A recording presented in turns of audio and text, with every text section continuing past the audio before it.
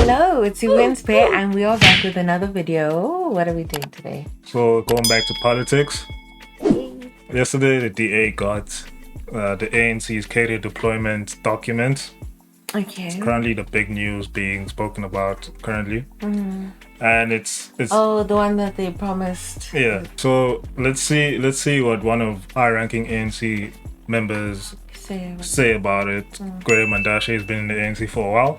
Okay. Very respected, very high-ranking. Yes. Let's see what he says about Cadre deployment. Okay. What they celebrate, called Cadre deployment, whatever, what it has done, it has changed a situation where every DG was a white male in 1994. It has changed the reality where every judge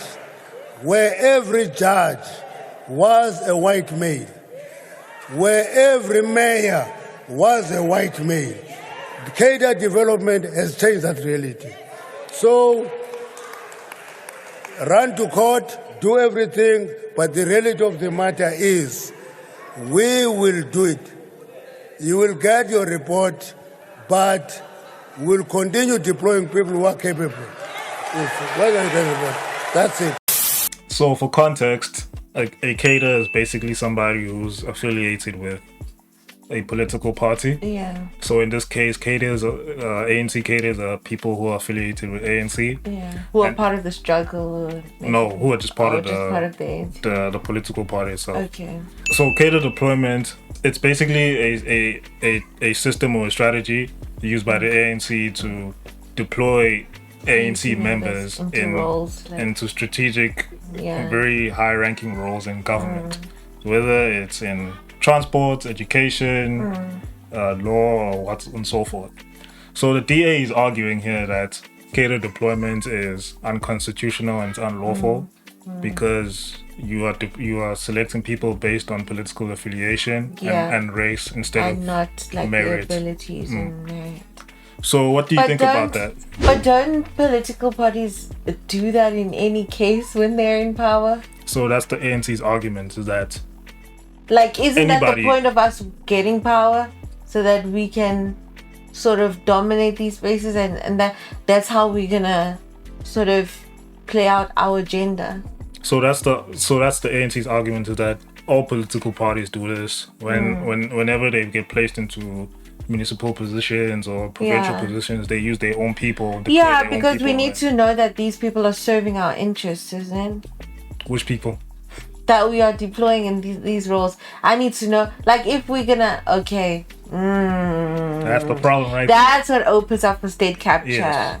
So I was gonna get to that. Is that so under that premise, you understand that if you place ANC officials or leadership, nobody's gonna call out the ANC. in very strategic places in the state, that is literally state capture. ANC is capturing the state. Yeah. And then these people who for the most part are supposed to be that impartial. They pointing this out, and that's right. Like, honestly, that is a valid point. So the ANC would deploy these people in positions where they are supposed to be impartial and they're supposed to serve the people. Absolutely, where they are held accountable for also their actions. So, for example, high judges, judges in the High Court and Constitutional Court, they usually get deployed by the ANC and stuff like that. So they'll obviously have a bias. So there's going to be a bias there. That's why it seems like Cyril right now is controlling the courts. Untouchable, basically. Because people are there. Interesting. You know, like, you saw how I came in now and I started commenting, because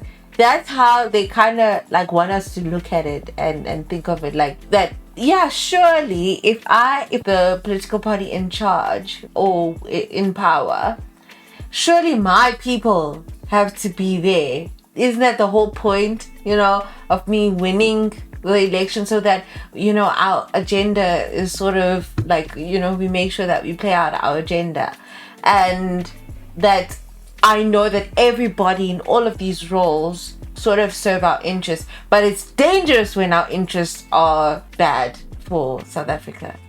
So I ideally, in practice, yes, you're right. If the political party's interest is to serve the country to its best ability, then ideally that cadre deployment. Yes, would have worked. But now, when you have an organization which is basically now seen as a Yeah. criminal syndicate, Yeah. basically It's seen dangerous. as corrupt to the core, now all the people deployed in these, But like, these states wouldn't this are also serving an be? interest of corruption. Wouldn't this also be a two-edged sword now for the DA, where they're pointing this out, and then when they're in power, won't they want to sort of do the same or similar? Well, they're gonna have to hold themselves to the same standard.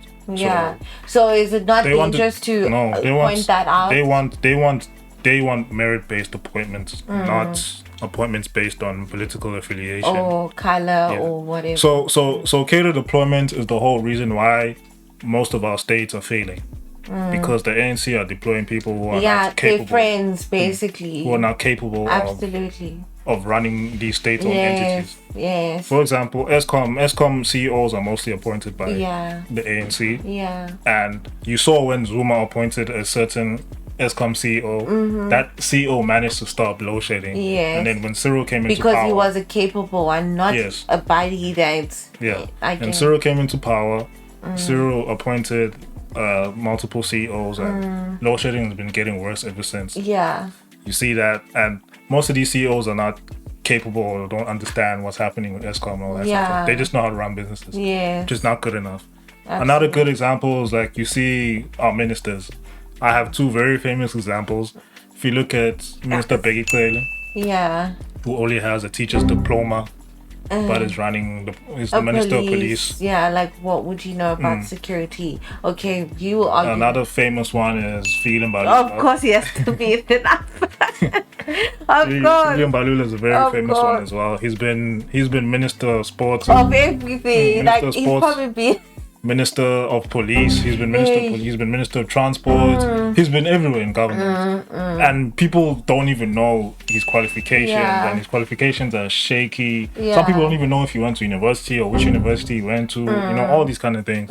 So you see that with this ANC cadre deployment strategy, Yeah. it's mainly there to just put people in power to serve the Yes. ANC. Like, and just not serve because the you were people. part of the ANC, we got you. Because if you notice, gonna like most of these ministers that are unqualified for their positions, who are deployed to be ministers, Yeah. they've been in the ANC since pre '94, Yes. since they were teenagers. So they understand So, the ideology of the ANC. Yeah. They understand that they serve. but the now ANC. they are priding themselves with, like, oh yeah, we made a difference. Now there's black people in those posts where it was predominantly just white people. So they're just using that. They're using that as an excuse Yes. to cover up what What they they actually did, and the doing. fact that it's a bad thing. Yeah. So Gueda's argument here is cadre deployment is good because it's diversifying Yeah.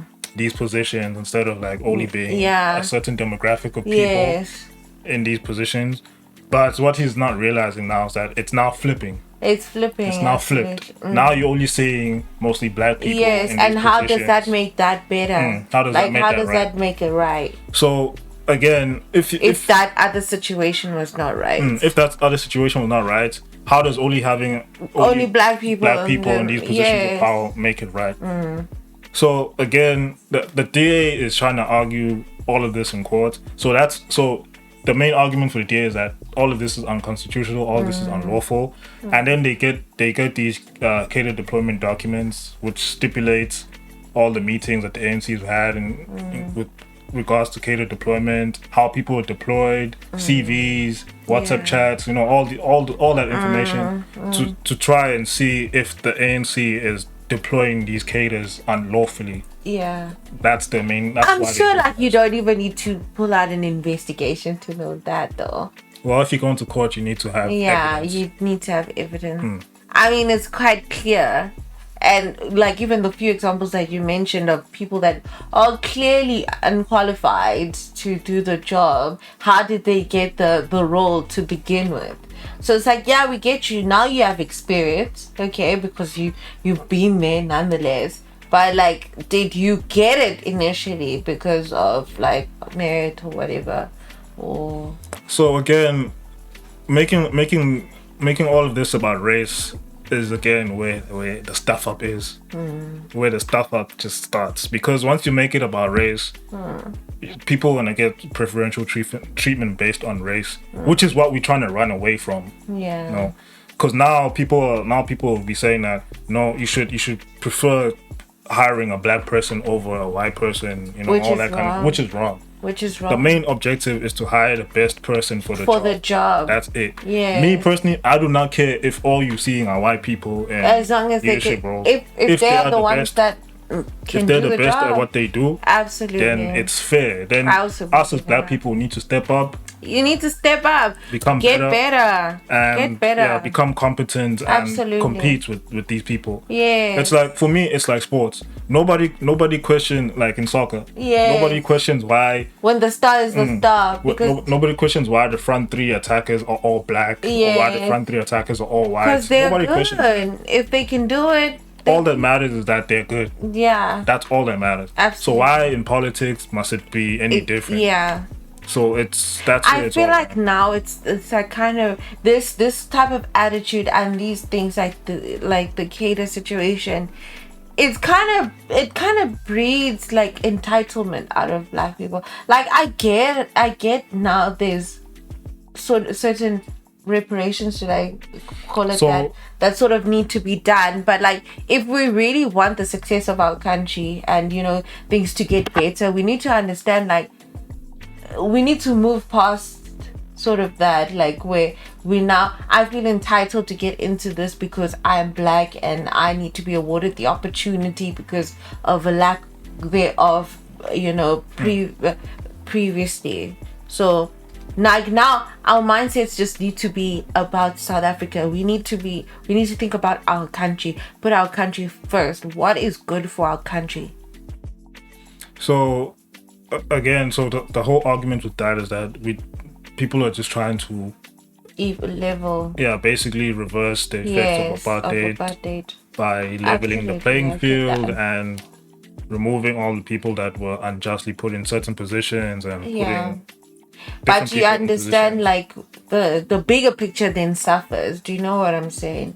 So anyone and everyone can be, besides the ANC themselves, everybody outside of the ANC can agree that this whole Cadre deployment strategy has monumentally failed. And it is the main reason why our state-owned entities do not work. For me personally, I know the DA is just doing this because they are the opposition party, and it's what they do. They like to just be a nuisance to the ANC. They like to agitate them. They like to they just like to challenge the ANC all the time for whatever the ANC does, right? But for this is good, not only for government but for South Africa as a whole, because now if these Cadre deployment documents go public, the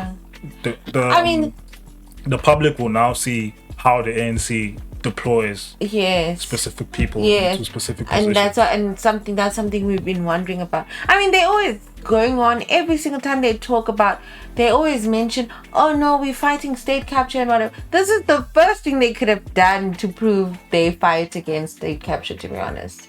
How are they fighting state capture when they're the ones capturing? That's what I'm saying. Like, this was the first thing that they could have done, like changing this to show that they truly fighting. It's all just lies and a facade at the end of the day. Like, the ANC is the one capturing the state, but the ANC is fighting state capture. How does that work? How? And that's why they won't even explain to us how they're fighting it. And who's capturing the state if it's not the ANC? Absolutely. They never say who's capturing the state. They never say that. They just say we're fighting state capture. I mean, they'll pretend like it's all the other players, like, the Ruperts, the Guptas. They never say names though. So that's what makes it like very suspicious. Like if you're fighting a war against somebody. But so tell us, this is our enemy, and you're fighting him, and this is how you're fighting. You're not telling the public who's the opposition, who you're fighting against. The public should, because they know it's rubbish, and they'll be called out. They'll be called out for their lies. That so in actuality, by the DA doing this, the DA is actually fighting state capture. Yeah, they are fighting. Absolutely.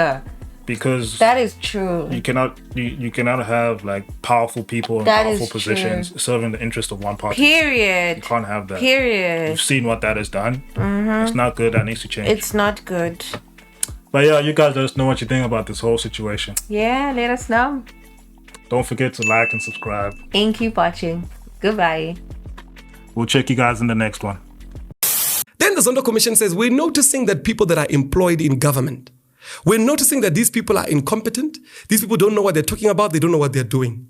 We want to understand, ANC, when you deploy people, how do you do it? When they get to the ANC says, we have a cadre deployment committee.